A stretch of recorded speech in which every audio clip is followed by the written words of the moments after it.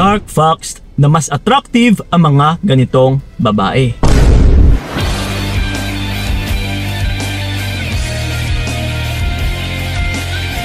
Yon. Yes. Ito, ginawa natin yung video na ito para mabigyan din kayo ng kaalaman. Okay? Na mas attractive yung mga ganitong klaseng babae compare sa mga normal or karaniwan lamang na mga kababaihan. So, ginawa ko po yung list na ito based na rin sa aking opinion and perspective ng isang lalaki po utol. So, para mabigyan ka rin ng kaalaman na, uy, kapag ganito pala yung gagawin ko at saka yung mga susuotin ko is mas attractive pala ako. Yes, compare sa mga karaniwan na mga babae. So ngayon, ano ba yung nailista natin dito? So which is, bibigyan din natin ng ratings na i-rate natin, which is 5 yung pinaka-highest natin. Okay, yung pinaka-top natin. So ito ngayon, isa-isahin muna natin. Sige. Una sa lahat is yung wearing red.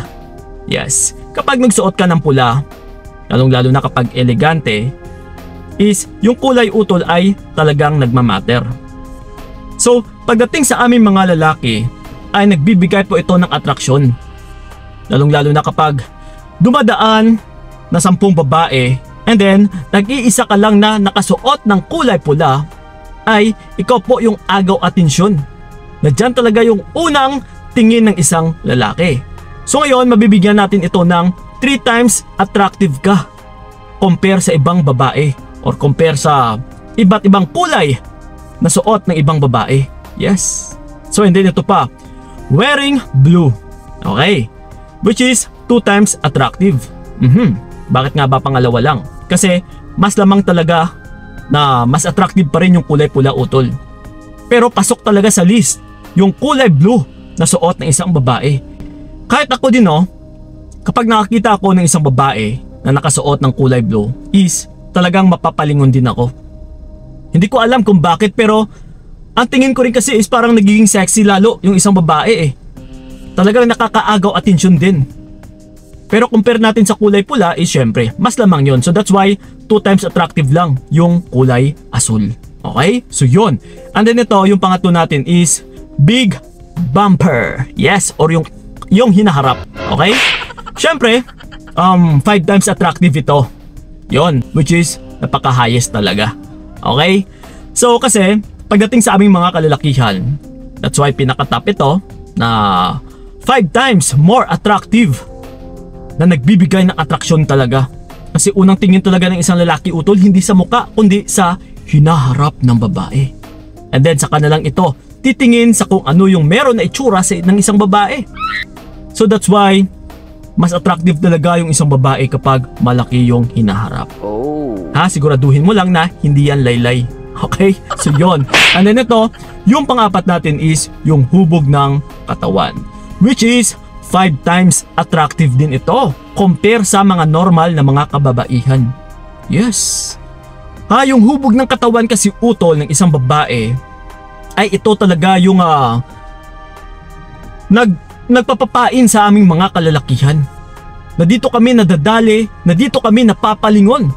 Lalong-lalo na kapag maganda talaga yung hubog ng katawan ng isang babae, which is physically attracted kami sa maganda na hubog ng katawan ng isang babae.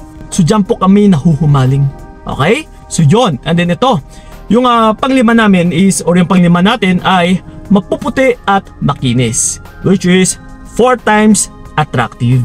Yes. So, ganun na nga is kapag maputi kasi yung isang babae, even me, which is nagbibigay talaga ng atraksyon or naaakit po ako sa isang babae na maputi, lalong-lalo na kapag makinis.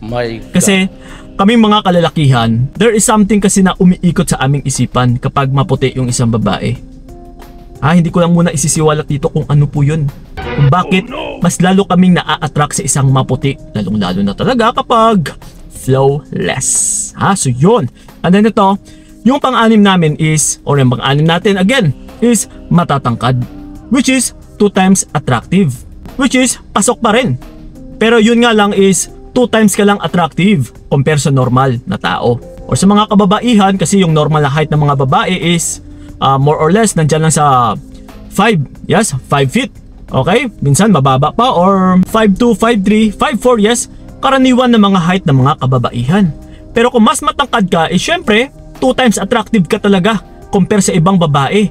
Lalong-lalo na sa mga height na 5'6", 5'7", yes, ay talagang makakakuha ka ng atensyon ng isang lalaki kapag matangkad ka. Pero hindi natin naisabi na mataas yung ratings natin sa matatangkad na babae kasi hindi rin naman lahat ng mga kalalakihan ay nagkakagusto ng matangkad na babae, which is na-attract, oo. Pero hindi rin kasi lahat ng mga kalalakihan ay nabibiyayaan ng katangkaran. So pero for me or for us na mga kalalakihan, syempre mas more attractive din talaga yung isang matangkad na babae compare sa mga average level lang or average height lang ng isang babae. Okay? So yun. And then ito, yung pampito natin is yung wet packs. Alam nyo na siguro yung kung ano yung ibig kong sabihin. Yung likuran mo dyan. Okay? So yan po is 4 times attractive. Yes, medyo mataas-taas to. So, kasi sa babae, hindi rin lahat ay nabibiyayaan ng malaki yung wet packs. Kasi hindi rin talaga lahat ay nabibiyayaan ng malaki yung panlikod or ang kanilang puwet. Okay, ayan, nabigkas na natin. Oh, no.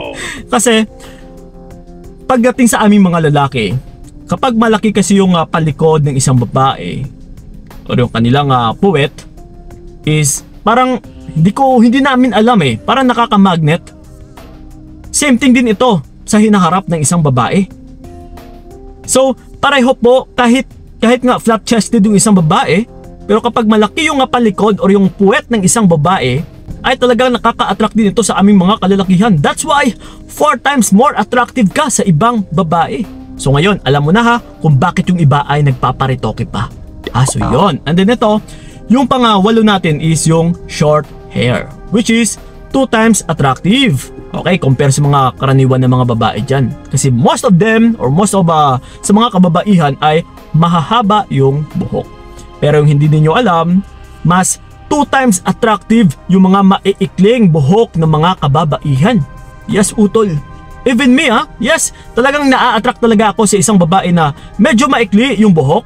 Kasi hindi rin talaga lahat ng mga babae ay maiikli yung buhok. So kung ano po yung hindi pinaka-common is dyan po naa-attract din yung mga tao. Yes. So ngayon baka magpapagupit ka na. So yun, and then ito, yung pang-siyam natin is thick thigh. Oh, no. Yes, yung legs or yung thigh mo dyan. Okay? Which is 3 times more attractive sa ibang mga kababaihan. So that's why, kagaya nga kay Jopay dati, na malaki yung legs, malaki yung kanyang thigh, napaka-kapal. So yon, marami kasing na-attract din ng mga kalalakihan.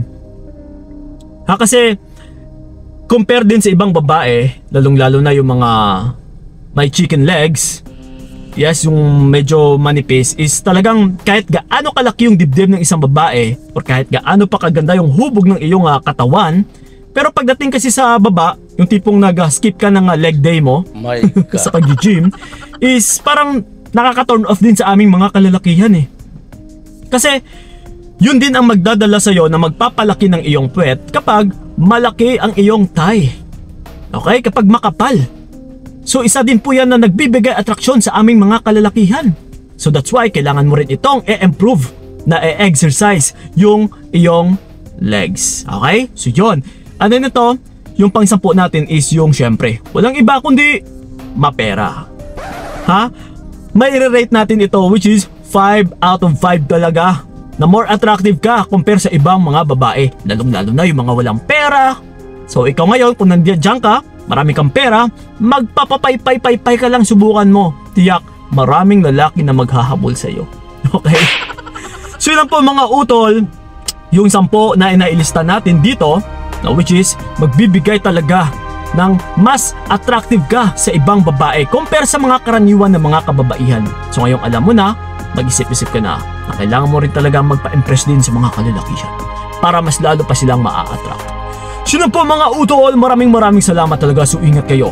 God bless and babush! Binigay ko lahat para wala kang masabi, kaya nga hindi ko